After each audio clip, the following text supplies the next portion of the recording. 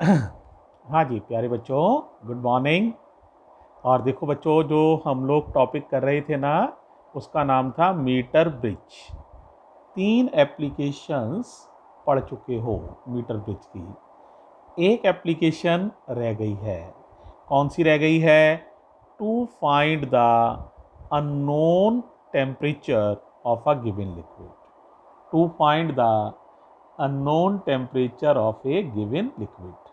तो देखो कैसे करेंगे, जरा डायग्राम दिखा रहा हूँ, ध्यान से देखो और सुन लो एक बार। देखो ये डायग्राम है बेटा, जो कल हमने बनाया था। देखो दिख गया होगा सबको, ये डायग्राम है। तो सबसे पहले देखो, ये जो रेजिस्टेंस है ना, अननोन रेजिस्टेंस, ये वाला, ठीक है। इसे आप मेल्टिंग आइस में डुबो दीजिए, यानी इसको आप मेल्टिंग आइस वाला बाथ दीजिए। अब बताओ मेल्टिंग आइस का टेम्परेचर कितना होता है? 0 डिग्री C। और पूरे कॉम्बिनेशन से ये वैल्यू पता कर लीजिए, बैलेंसिंग लेंथ, इस वैल्यू को निकाल लीजिए।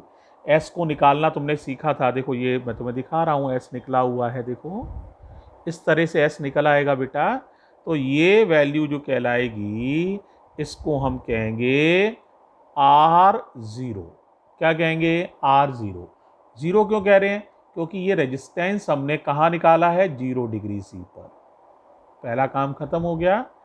अब इसी रेजिस्टेंस को डुबो दीजिए बॉइलिंग वाटर में। अब बताओ बॉइलिंग वाटर का टेम्परेचर कितना होता है?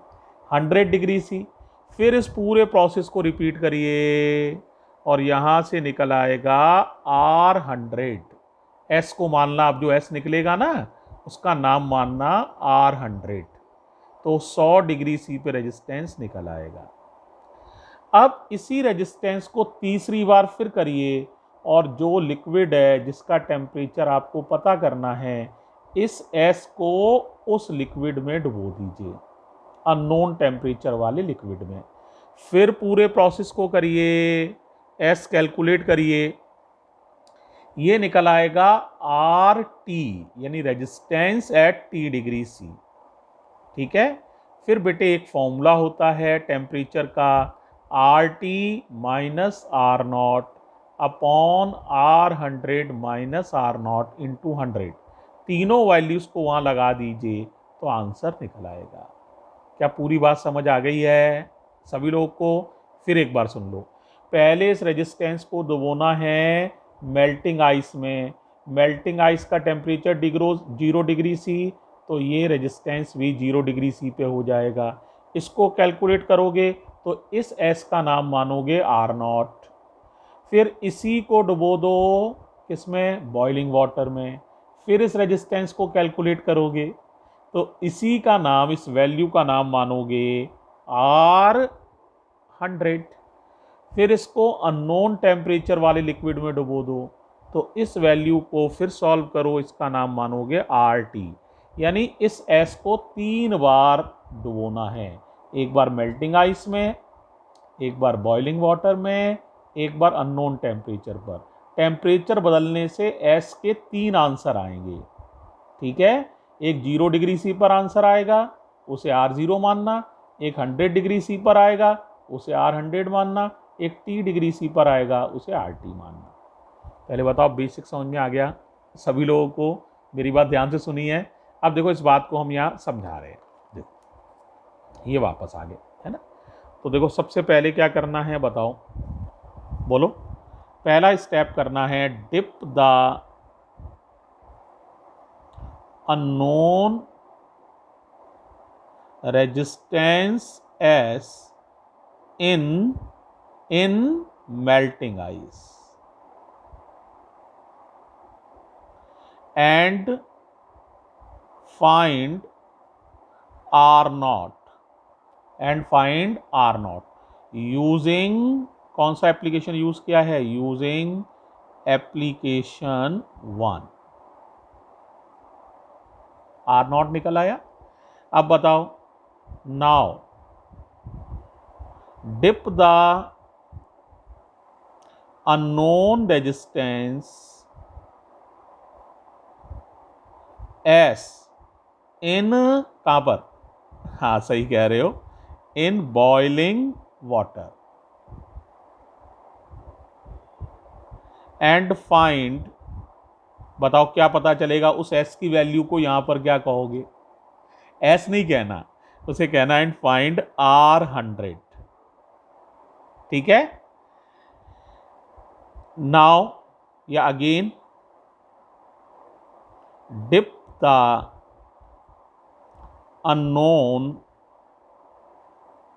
resistance S in a liquid of unknown temperature।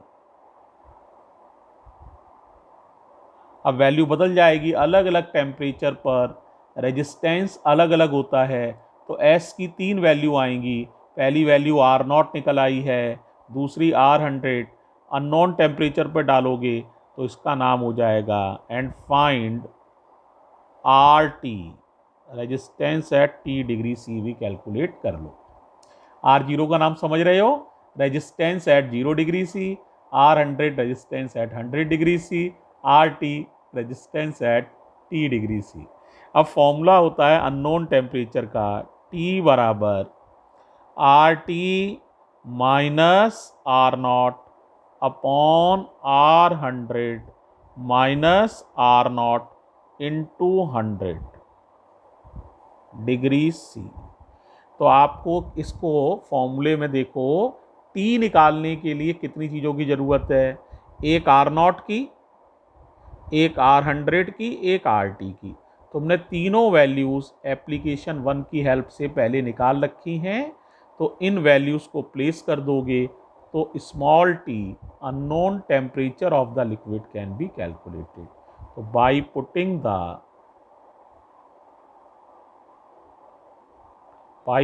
the values of R0, R100 and RT, unknown temperature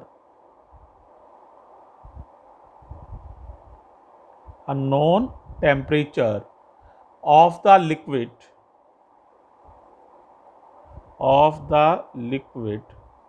T can be calculated।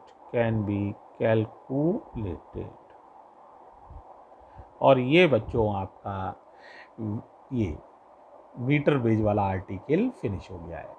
बेटे उम्मीद है ये पूरा ही समझ में आ गया होगा, बड़ा आसान है ना। तो सारे एप्लीकेशन, पूरी वीडियो एक बार देख लेना बेटा एप्लीकेशंस की, तो तुम्हें समझ में आ जाएगा। अब कुछ न्यूमेरिकल्स हम कर रहे हैं, तो एक बच्चे ने 29 पूछा है, वो तो कर ही रहे हैं, बाकी भी थोड़े से कर दे रहे हैं। और भी कोई डाउट रह जाए तो उसे पोस्ट कर देना बेटा, और अगर कोई डाउट नहीं होगा तो कल फिर नया टॉपिक शुरू करेंगे, पोटेंशियोमीटर। थैंक यू बच्चों।